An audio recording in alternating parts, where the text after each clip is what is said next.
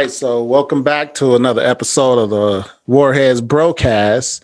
We came together today to do a reaction. Today we got Roscoe Brown along with Silk Threads, and a quote came to my mind from Tupac Shakur, and it's on one of his songs.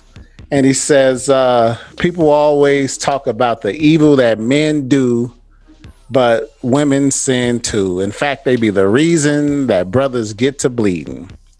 With that being said, I came across this video on a current affairs YouTube channel. But before we get started, I wanted to ask you guys, I'll start with you, Roscoe. Have you ever been in a situation where you were falsely accused by a woman that you were dwelling with of doing something violent to her that just wasn't true? I actually have. Unfortunately, I was actually at the end of this taken to prison. Not taken to prison. I shouldn't say that.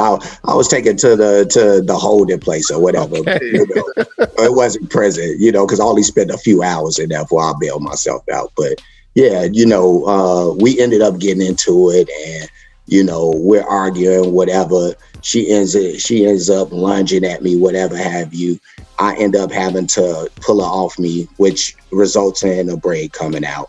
We go back and forth about that, but we end up making up about it, or so I think. So we go through that. I go to sleep, wake up at some 10 in the morning with the police right there ready to handcuff me or whatever, So, and not only that, but as I'm saying, as I'm being taken away, they're telling me that I've abused this lady. I see all these marks that she's kind of got that I had nothing to do with because I didn't hit this lady. But she apparently told these people that I kind of punched on her or whatever. So they took me away. Eventually, because they of course charged me with domestic, or tried to charge me. But when we get to court, she didn't even show up. So they threw out the case because she knew it was BS. So yeah, to have somebody falsely accuse you is just one of the worst things to have to go through, because you can have your name be smudged in these situations. So yeah, that was just a situation that I went through that was real bad. What about you, Silk? Man, fortunately, I haven't had an opportunity to go through anything like that. So I'm going to volleyball that back over to you, Jovi. Well, just to be brief about it, in my last serious relationship, which was actually my marriage, at a time when my grandmother had died, my ex-wife, she was on some nonsense. This one particular morning, she was supposed to go do taxes for her mother. But before she got dressed to do it, she was dressed to the nines, high heels, stockings, red leather coat. And I'm like, who dresses like that to go do stockings? But the night before, I found out that one of the headlights on her car had got busted. We got pulled over by the cops. I said, no, we got to get this fixed, because the thing about headlights, you can get a ticket for it today, another ticket for it tonight, yada, yada, yada. Took it to the store, got it repaired. But I think it interfered with something else that she had planned that morning, because she knew I was preoccupied with getting my grandmother's place taken care of because of her death. Anyway, I come home later that night. When I left in the morning, the place was immaculate. Get home, it looked like a tornado had gone through the place. And I think she was setting the stage for her to say that she got beat up by me. But what I did is I brought my daughter with me, and I normally didn't do that. Sometimes I would leave my daughter with my mom. And so I think she wanted to pull some nonsense like that, but the situation just didn't play out in a way where she felt like she could get away with it, because I had a little bitty young eyewitness of a daughter there. At any rate, this video that I want us to take a look at, once again, is from a current affair, and let's just watch it, and we can give our commentary. Treachery and deceit. From the outside, they looked like a happily married couple, but when Faisal had doubts and turned to a lawyer, his wife took their breakup to the next level.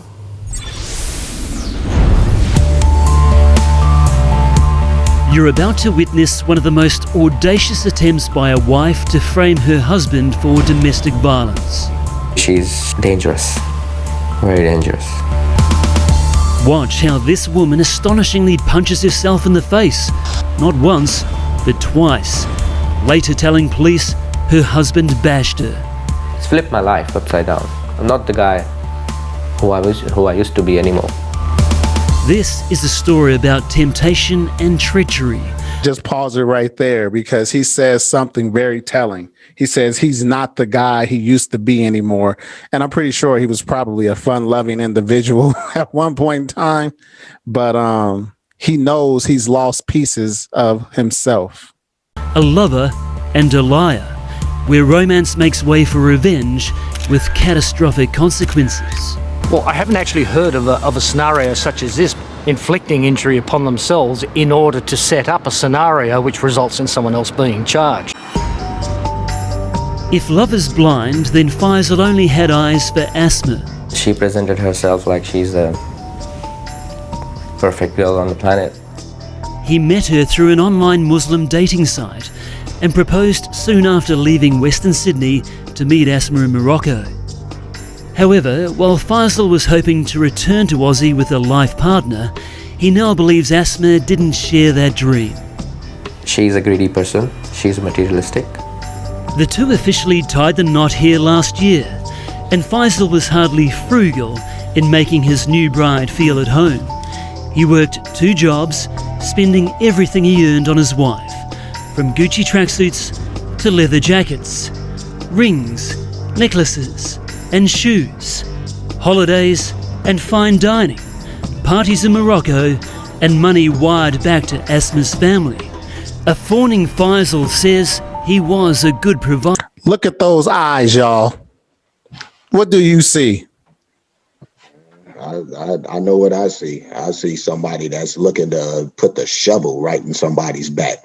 Or like the axe. Yeah, you know what I mean? But no, I mean the treachery is all in those eyes. That's all I see right there. You know, what about you, Silk? Yeah, she looks mad crazy, bro.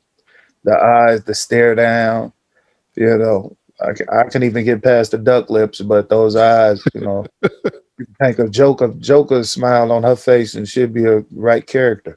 Yeah, this probably ain't her most appealing pick that she could have or they could have put up of her, you know, because She probably put this on Facebook, Instagram.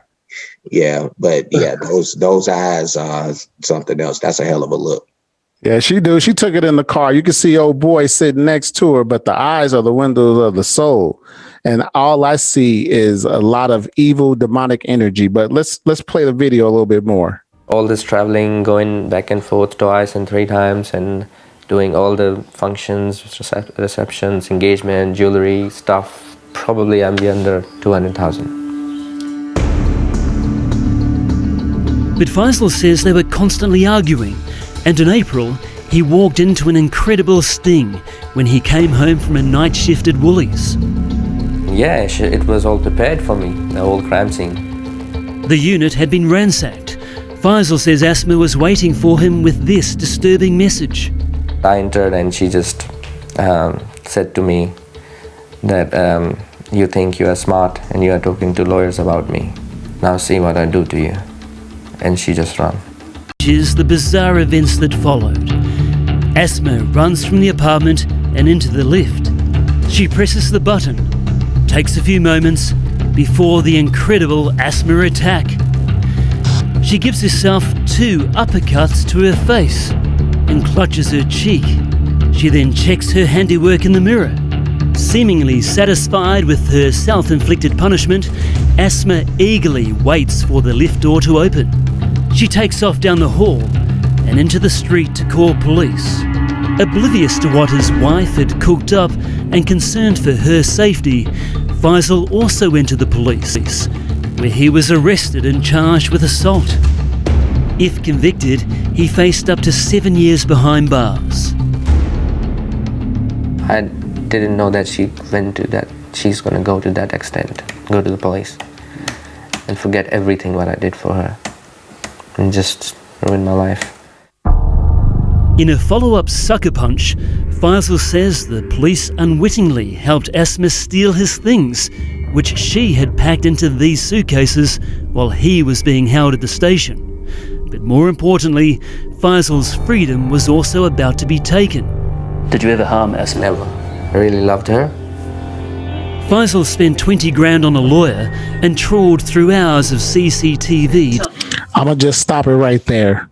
Yeah. Because it kind of gets a little bit redundant from here on out. Right. However, what's you guys' takeaways from this? I'll start with you, Steve. Man,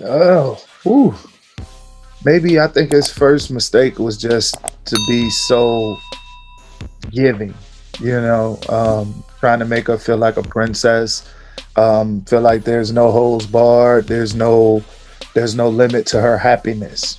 Anything she wanted, he got. Everything, he worked 2 jobs to take care of her. But it's the thing, once you create the monster 9 times out of 10 ends up eating you.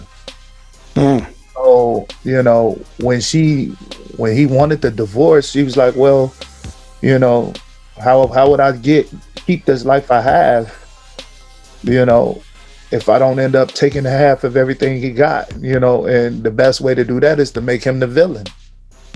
So it was nefarious, but, very unfortunate, that some women will stoop to this level to destroy someone that spent their lifetime with them, trying to appease them or to give them everything they can in the world,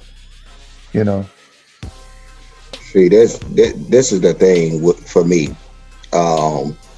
It's the false accusations for me, first of all. But right. I just want to say that I draw a lot of parallels, from the their relationship and the one with me and my ex. A lot of the same.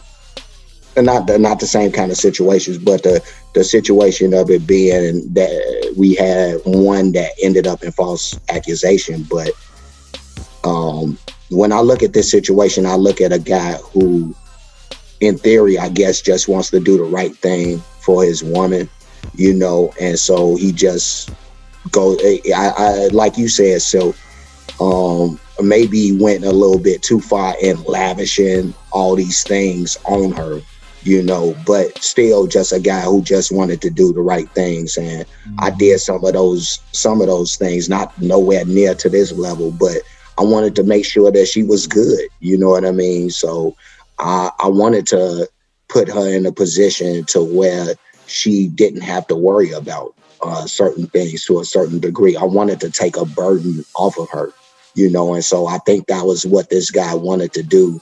But in the end, what you want to do is you just need to take your time out and really just try to find out everything that you can about these people, because in the end, this woman was not deserving of any of his efforts at all, and I think at the end of that, I think she probably just turned on him because he probably just one day said no, and that just turned into a whole avalanche, and that avalanche turned into a big snowball, and we ended up in this situation. So that's just my whole outlook on this whole thing, is that I think the guy, he was just trying to do the right thing.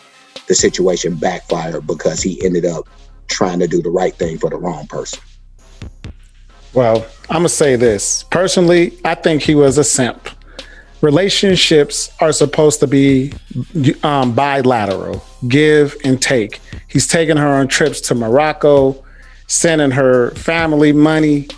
A very wise woman that gave birth to me once told me that you only get involved with somebody who in a relationship who has something to lose, a fair and equal exchange.